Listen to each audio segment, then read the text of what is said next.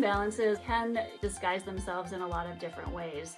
There are some known hormone imbalances, whether it's progesterone deficiency, testosterone deficiency.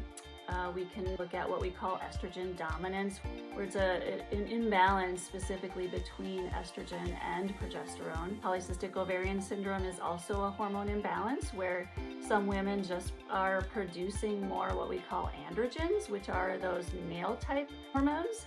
And that tends to affect their estrogen, which then they can start to get irregular cycles and things. So there's a lot of different hormone imbalances that we see.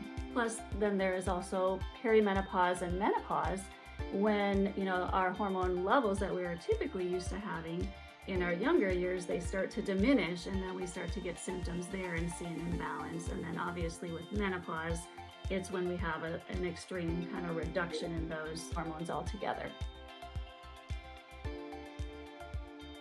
Hi, Dr. Saxena here, Chief Medical Officer at Form Health. Thanks for visiting our channel. Make sure to subscribe to get the latest insights and information on functional and integrative medicine.